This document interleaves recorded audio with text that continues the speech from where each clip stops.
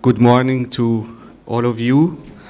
My name is Azmir Neem. I'm from the German Water Partnership. I'm working there as advisor for projects and Arab countries.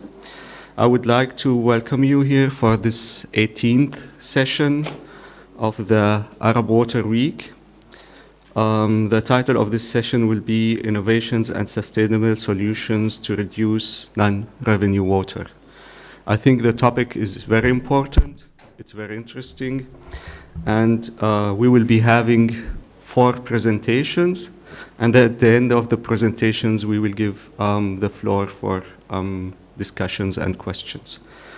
We will start with the first presentation from Mr. Bambos Charalambos from G2C Water Limited.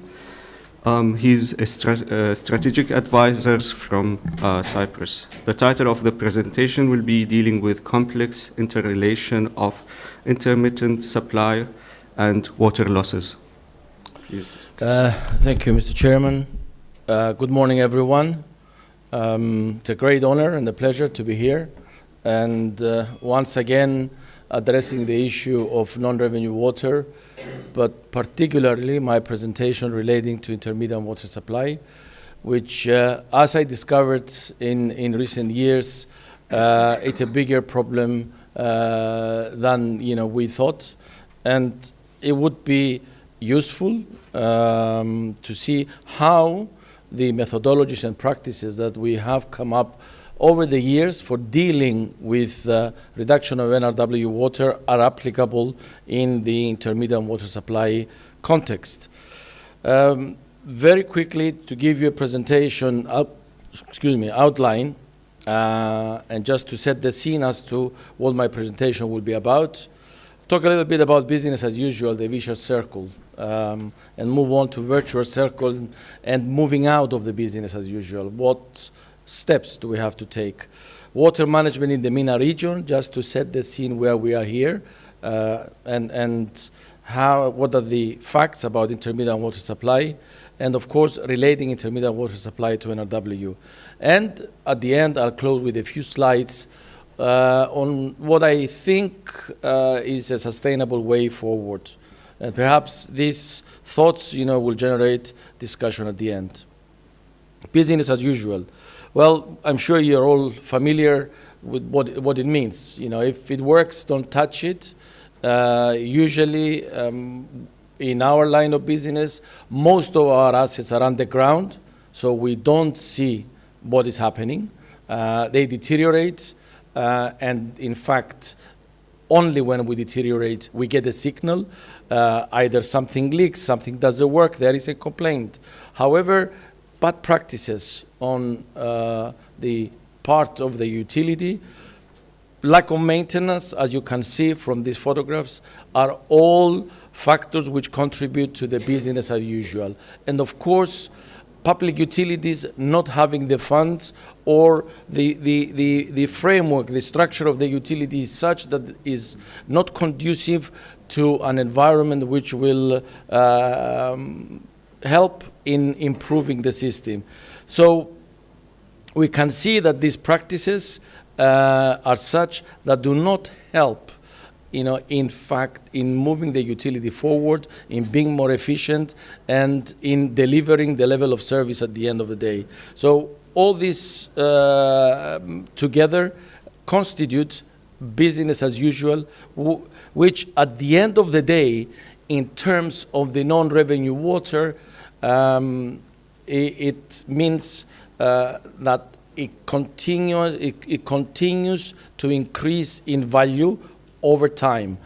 And I have to mention here that non-revenue water, as we all know, is the amount of water which is produced, stored, delivered, but not does not result in revenue to the utility. So a passive approach, business as usual, will give us more and more problems. And what would result? It would result in a vicious circle.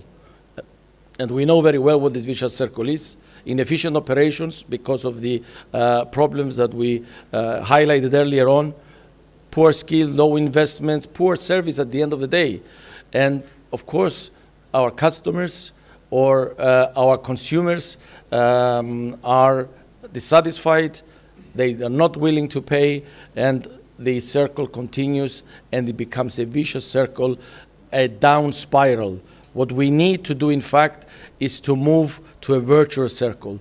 We need to find a way of investing in NRW, in improving the operational level of the utility, which means it will result in more revenue for the utility. So if we do this over time, then it becomes a virtuous circle. And this virtuous circle will improve the efficiency of the utility to such an extent that the service to the people will be improved and will continue so that the utility operationally is viable. But how do we turn this vicious circle into a virtuous circle? It's a big question, and this is what every utility is called upon to apply over the years. So moving away from business as usual, moving away from the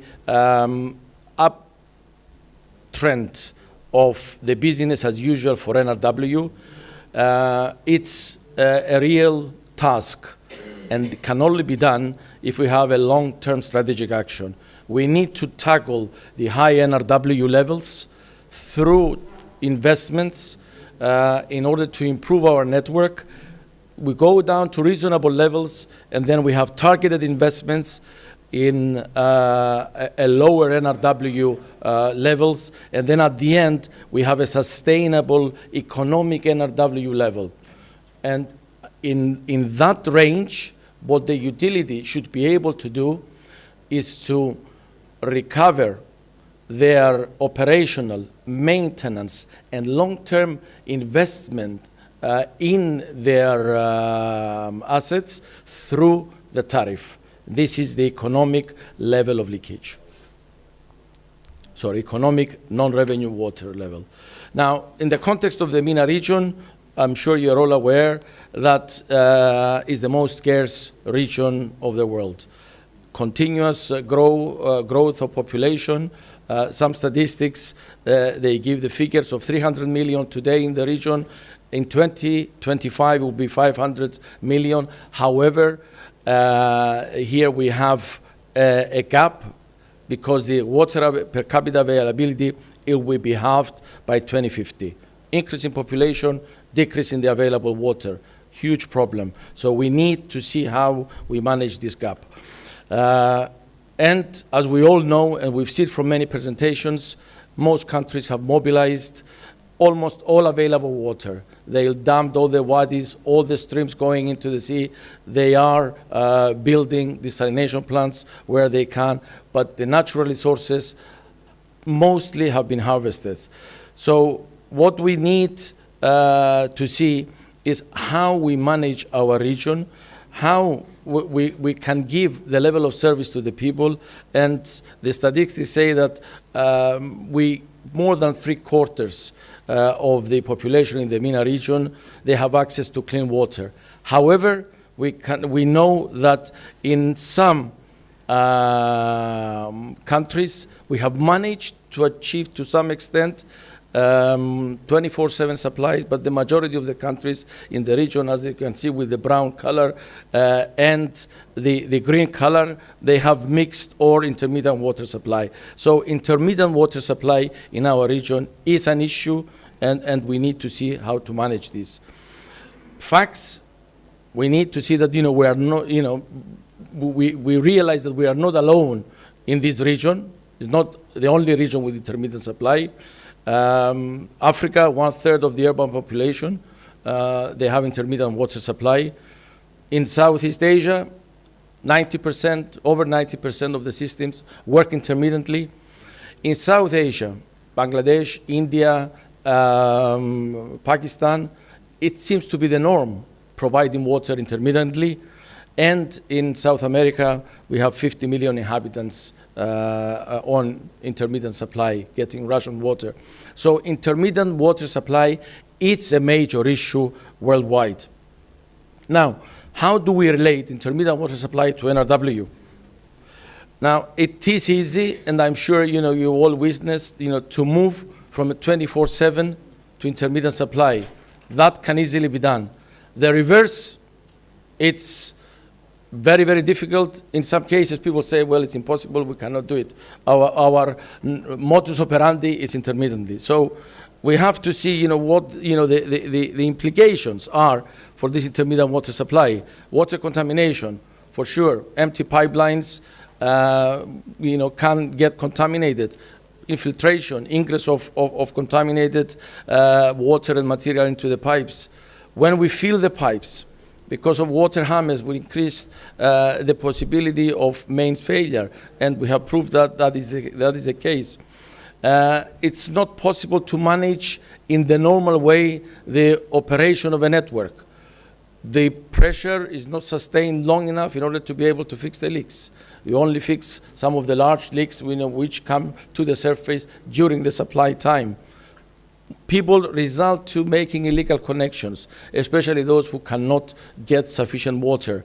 We have damage of our meters because of the high velocity of the water flowing through the meters, or even expelling the air that is in the network before the water arrives to the meter. So there are a lot of inefficiencies in this particular way of operation, and there is difficulty in the management of the system deteriorates, the service deteriorates, and then we are in a down spiral. Some of the quality issues you can see here on this particular slide. We cannot apply proper chlorination. Water is definitely contaminated. It's not drinkable. It's just used, for the non-drinking water purposes in the households. So a big issue with water quality and a big issue with health hazards. Based on a study that was done in India by Professor Srinivas, it shows that what happens in intermittent supply situation, a lot of the costs are shifted to the customer. And we all know this. In what sense? The customers need to build water tanks, either ground tanks or roof tanks, in order to store water so that they can carry on with their normal daily operations when the water supply is not available. That has a cost. And depending in which bracket financially each one is, then the cost, it varies. But you can see that, for high income, it's a matter of constructing tanks, putting pumps. So their cost, it's basically electricity, pumping, and storage. Whereas for the poor people, they need to get hold of 10-liter containers and go to the nearest source of water. So for them, it's time. They have to wait to get the water in order to take it back to their homes. So there are different levels, and coping cost is a major issue in most situations. Financial losses to the utility, that is obvious. Illegal consumption of water, and that is done for reasons that outlined earlier on. People not getting sufficient water, people not being able to pay, therefore this will result in either tampering with the meters, tapping illegally into the mains. All these, they create problems, they create leakage, and they decrease the pressure in the network because of the leaks, and therefore they lead to more problem. Again, this is a factor in the down spiral, in the vicious circle in the management of the utility. So you can see that this vicious circle is never ending. If we don't break this vicious circle, then it carries on forever. Even if we have the resources to supply, at the end of the day, because of the fact that the leakage is so high, we will have deteriorating infrastructure, more water will be lost, will decrease the level of service, and then we result in more and more intermittent supply measures being applied in order to deliver this precious water that we have available, which continuously it becomes less and less delivered to the customers. So the same vicious circle that we have in intermittent water supply, we have it in rationing. So if we start with rationing, then obviously what we have to do is we need to deliver more water in a less period of time. That increases friction in the pipelines. Most systems, by the way, have been designed for continuous supply. They have not been designed for intermittent water supply. Therefore, diameter-wise, size-wise, are much smaller. Therefore, the pressures in the system, rather the friction in the system, becomes higher if we are trying to push higher volumes through the pipelines. However, because of the problems that we get in the operation of these systems, then the pressures are not sufficient. We try to push more water in order to reach the higher points.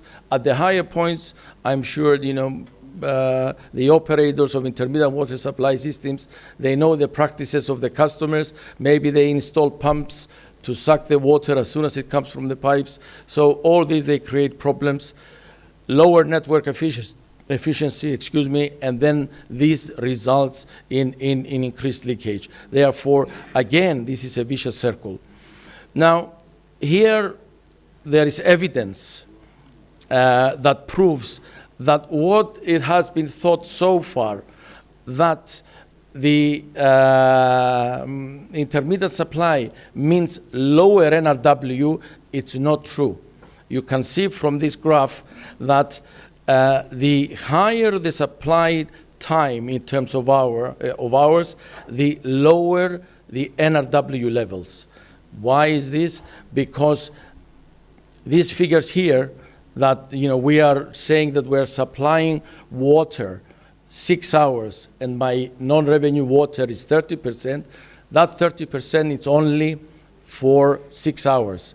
If we are to equate this to 24 hours, obviously the NRW figures will be much higher. Therefore, it is evident from this particular study that it was done by our colleague in Africa, Harrison Mutikanga, showed that the shorter the supply time, the higher the NRW is. And this is an incentive to move into longer supply times and ultimately to 24/7. Evidence from the utility in Limassol, Cyprus, that I used to work, that we have increased breaks in the pipes if we apply intermittent water supply.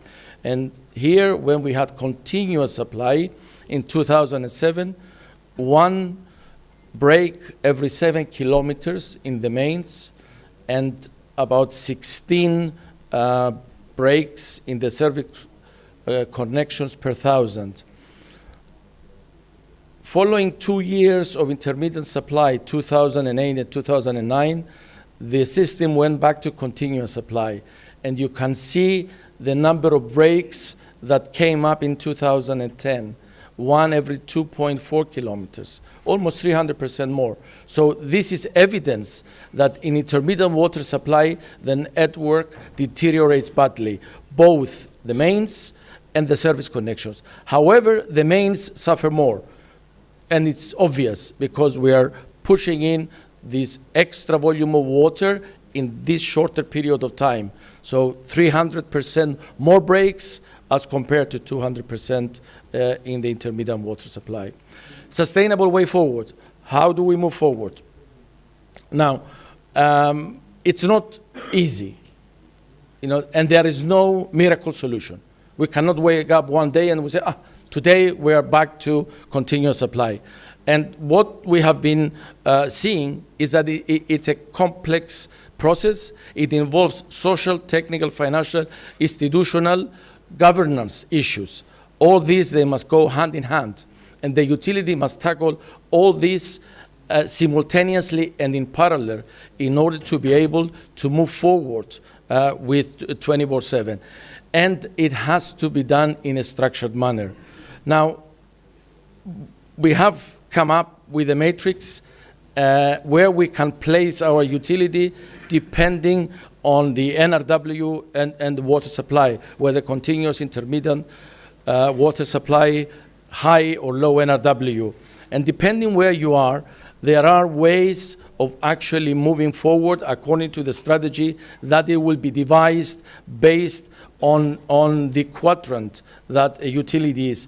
And the target is that the utility needs to move gradually and achieve from intermittent continuous and from high low NRW in order to ultimately lead to an economic NRW. Now, steps towards sustainability, again, some of these issues have been discussed in many other presentations. I will not go into them in detail, but I have to say some important points. Commitment at all levels, extremely important, from top management down to the last employee. It needs planning, it needs a strategy. It cannot be done ad hoc.